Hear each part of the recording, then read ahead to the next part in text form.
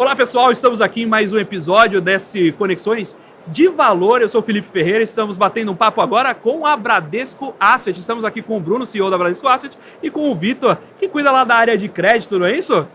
Isso mesmo. Queria começar agradecendo aos dois por participarem desse painel. Eu queria convidar aqui vários grandes participantes do mercado, aproveitar aqui o ambiente da Expert XP justamente para trazer essas conversas que a gente está tendo aqui no corredor para a nossa audiência, quem está acompanhando os nossos canais, e aproveitar naturalmente as próprias conexões do Valor Pro, né, que está trazendo essa edição especial. E eu vou começar aqui com uma pergunta para o Vitor. A gente está em cenário de Selic a 15, e em Selic a 15, renda fixa é muito atrativa. No entanto, quantas empresas conseguem pagar 20% ao ano de juros? Essa é uma ótima discussão. A gente, na Bradesco Asset, foca muito em empresas de grande porte, né? Então, o que a gente viu nos últimos anos foi uma compressão de spread. E quando a gente olha, né, na taxa média que essas empresas pagam, elas estão pagando por volta de CDI mais 1, que hoje é 16% ao ano.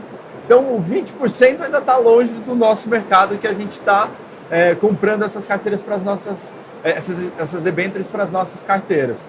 Mas quando a gente faz as contas, né, a gente tem que olhar muito o que é margem dessas empresas, né? E hoje, quando a gente fala de um juros tão alto como 15% ao ano, pesa bastante, né? Então, a gente tem escolhido as empresas para participar do nosso portfólio, empresas que vão sair do outro lado dessa taxa de juros alta. No nosso cenário ainda deve durar um tempo de 15%, mas com as vencedoras do mercado brasileiro, a gente acredita que está bem alocado e a gente tem performado bem com esses nomes dentro do nosso portfólio. E aí você trouxe um ponto interessantíssimo, o spread, né? A gente está falando de CDI mais 1 para corporate. Como é que fica esse equilíbrio na hora de competir para a própria empresa, né? Competir em crédito pagando CDI mais 1, quando você olha do lado ali você tem o risco soberano a CDI. Essa discussão, né? Eu acho que é a nossa capacidade de gerir ativamente essas escolhas que, por vezes, o carrego a CDI mais 1 não explica toda a história. Então, a gente usa muito a nossa capacidade de negociar no mercado secundário para fazer ganhos de capital. E só esse ano a gente já negociou mais de 25 bilhões de reais no mercado secundário. Isso gera um valor acima desse carrego. E é uma das formas que a gente coloca a gestão ativa a favor dos nossos cotistas. Muita gente consegue. Um ponto importante, acho que tem uns movimentos estruturais que aconteceram no passado recente que desenvolveu o mercado de crédito, que permitiu esses spreads, né, mais achatados, porque cresceu muito a demanda por esse título, e amadureceu o mercado secundário, que antes não tinha liquidez, agora tem. Então, permite que a gente trade ativos de crédito no mercado secundário para explorar essas oportunidades. Esse é um excelente ponto, porque o mercado costuma, o investidor que está chegando no investimento em renda fixa, muitas vezes entende que investimento em renda fixa, por padrão, é um investimento passivo, e não é. A gestão ativa de renda fixa é fundamental. Cada vez menos. Tanto para gerir duration, quanto para capturar essas oportunidades de mercado secundário e beliscar ali alfinha no... Acho que no passado, aí o Vitor pode falar bem, assim, se a gente retroceder pelo menos uns 5 ou 6 anos, talvez até fosse, era muito mais difícil você fazer esses trades para poder conseguir um retorno a mais para os títulos de crédito, porque você não tinha liquidez, você não tinha muita profundidade no mercado secundário. Mas isso vem mudando muito nos últimos anos. Hoje, dentro da nossa área, a gente parece muito um time de equities, né, de renda variável. Notícias fazem preço, mudam taxas no mercado secundário.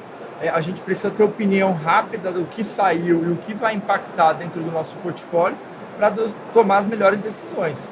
E tomar decisões com base na nossa análise e uma rápida decisão, às vezes, protege o cliente. Já tá lá na área de crédito, com o Valor Pro ali piscando as notícias na tela. E faz diferença no preço, né? Assim, então, são coisas que a gente está usando no nosso dia a dia para gerar valor. E como é que está a própria indústria de fundos com esse boom de crédito privado? Porque eu sempre acompanho criação de fundos, destruição, fechamento dos fundos.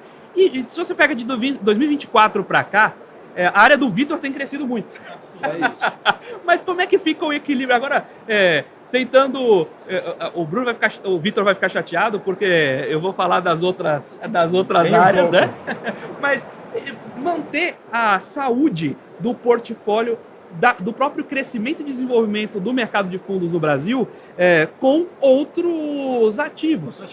Porque você vê fundos multimercado tomando captações líquidas, resgates líquidos, fundos de ações nem se fala, não me lembro de ter ações com captação líquida positiva no histórico recente. Como é que fica isso para a gente não perder a maturidade do mercado de fundos que a gente conquistou ao longo dos anos? Não, eu acho que é mais um ciclo que traz maturidade, né?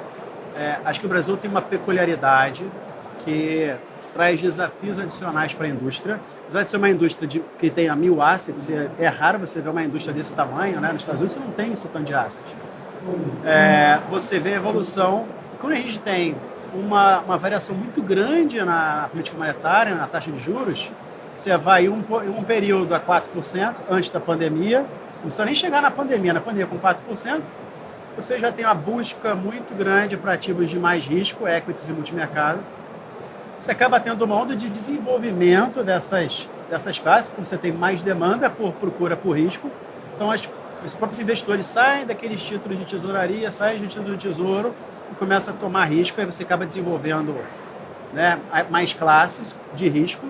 E agora, com o juro alto, essas classes sofrem, mas você tem outra estágio de desenvolvimento, que é o de crédito, o high grade primeiro, que é o que o Vitor...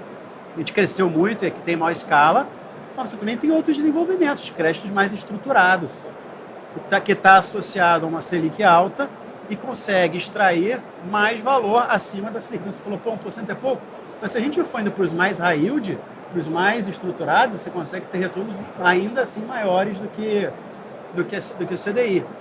Então acho que é mais um estágio de desenvolvimento.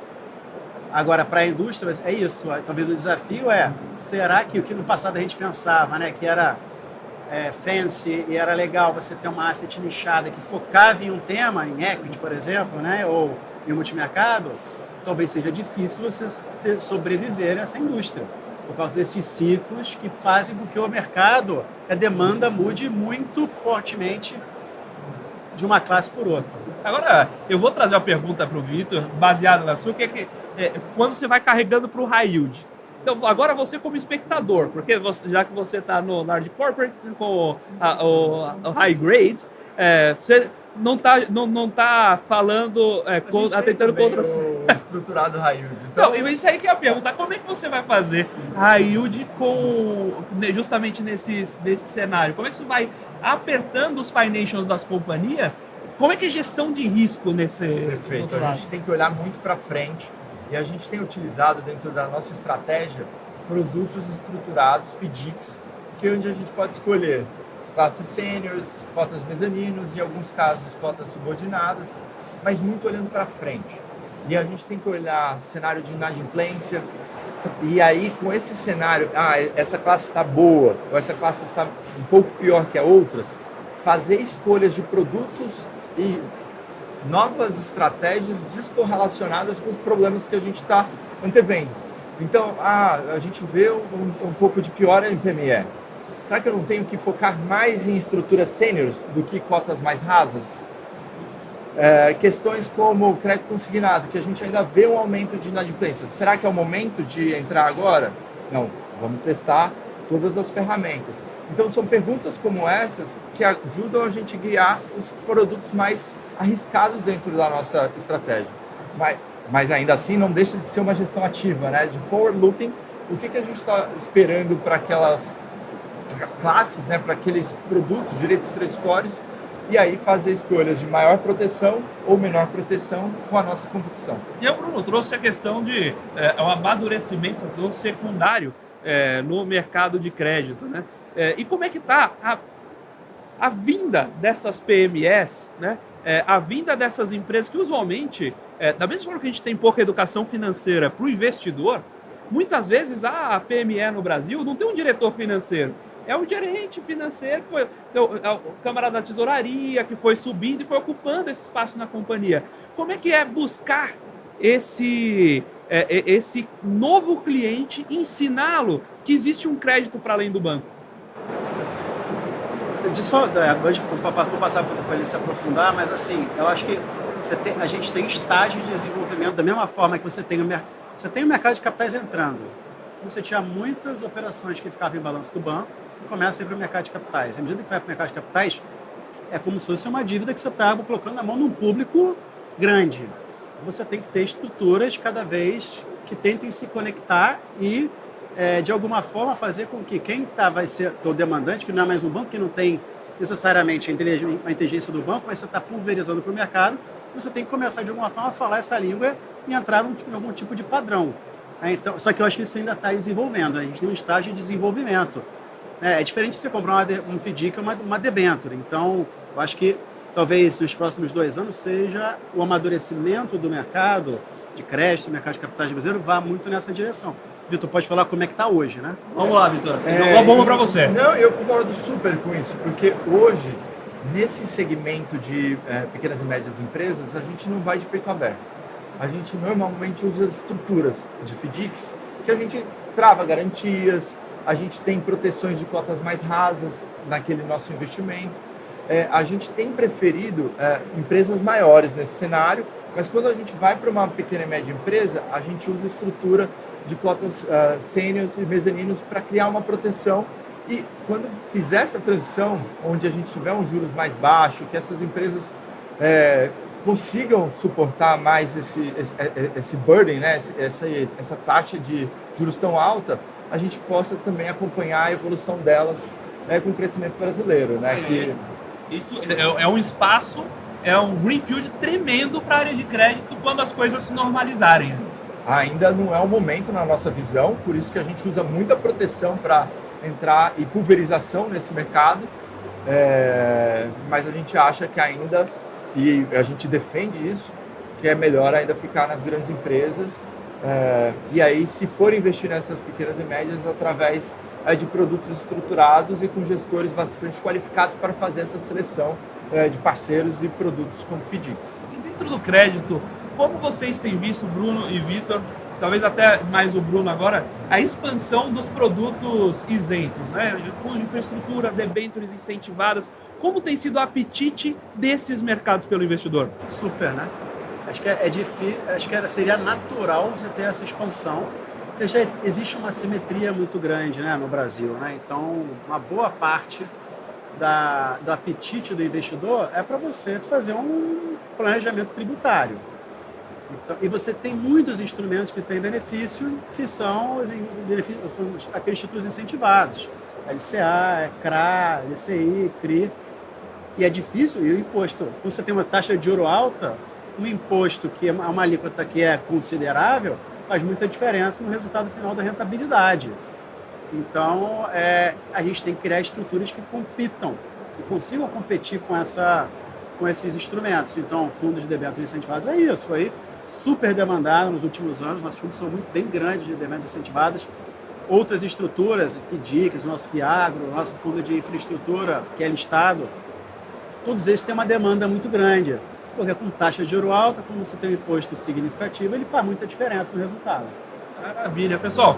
Queria agradecer imensamente a participação de vocês, bate-papo muito legal. E é muito prazeroso poder trazer essas conversas que a gente está tendo aqui no corredor da Expert para quem está assistindo a gente, né? Até para ajudar as pessoas a entenderem e pensarem esses produtos. É um compacto. A gente tem um bate-papo super rápido aqui. Eu poderia passar a tarde inteira aproveitando do conhecimento de vocês. Mas acho que é bacana para provocar e trazer essa discussão aqui justamente com as nossas conexões de valor. Muito obrigado, Vitor. Muito obrigado, Bruno. Parabéns para vocês pelo stand. E esse tipo de conversa é muito bom porque a gente precisa cada vez mais trazer informação da indústria. A gente conversou de produtos complexos aqui. Sim. E não é fácil você pegar um investidor e oferecer um produto desse. Então, esse tipo de discussão, esse educacional é super importante. E vocês estão de parabéns de estar aqui participando. Muito obrigado, Bruno. Parabéns, Felipe e Valor Pro aí pela oportunidade. Muito bom conversar com o que a gente mais gosta de fazer. Valeu. Vitor, muito obrigado. E muito obrigado a você que está acompanhando aqui o Conexões de Valor para trazer esse bate-papo de Faria Lima, esse bate-papo de corredor de Expert para você, nosso telespectador e nosso ouvinte. Muito obrigado mais uma vez pela companhia de vocês e até a próxima.